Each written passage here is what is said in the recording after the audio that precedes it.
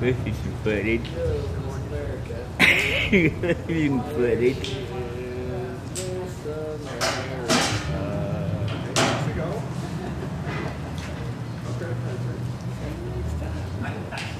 So where are you headed now?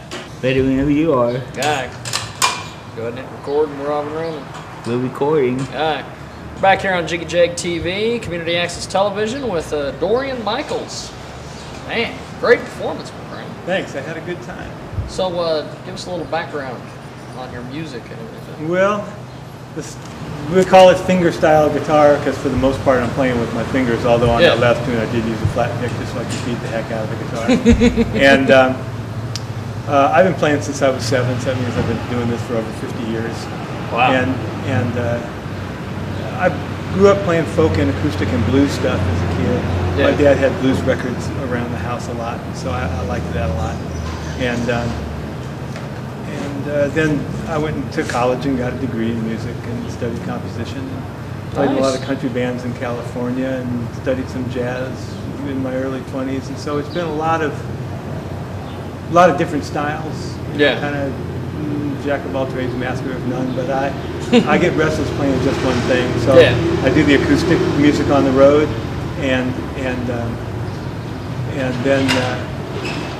I see the meter maids going by when she's getting a ticket. And then I do the acoustic thing on the road. And then when I'm home, I've got a blues band called the Cinders, C-I-N-D-E-R-S. It's an electric band, and a Chicago blues band, so I play a lot of electric guitar. And then there's a buddy of mine named Kenny Blackwell, who's a great mandolinist, and we have a duo that goes up and down the West Coast a bunch. And so I get a variety of music to play during the course of the year, and I spend about 5 or 6 months on the road and the rest of the time at home. So what brings you to Kansas? I had 4 gigs in Kansas. One in Great Bend, a little town down south called Fredonia. Kansas City, Kansas, a great music shop there called Mountain Music Shop, where they have concerts on a regular basis.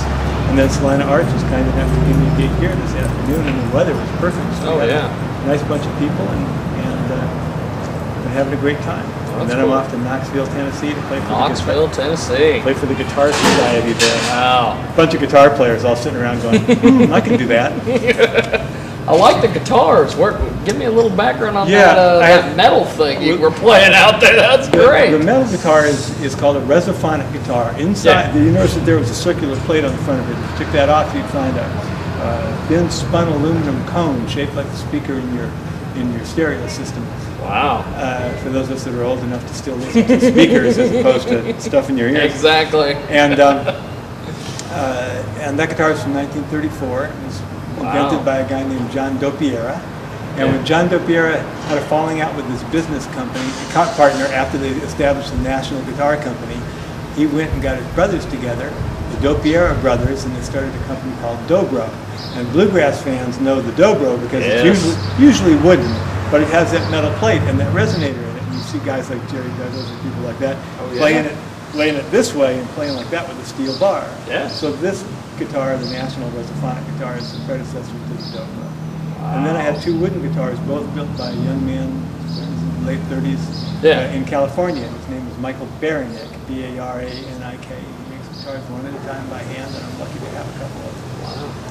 Well, the question I always love getting the answers out of the artist when I ask this one. If you could sit in or play with 2 musicians, living, dead, whatever, groups, if they were broke up, whatever, what are the 2 groups? Including dead guys. Huh? Yeah. I would have to say maybe my 2 guys that moved me the most would be Muddy Waters and Howlin' Wolf. Nice. And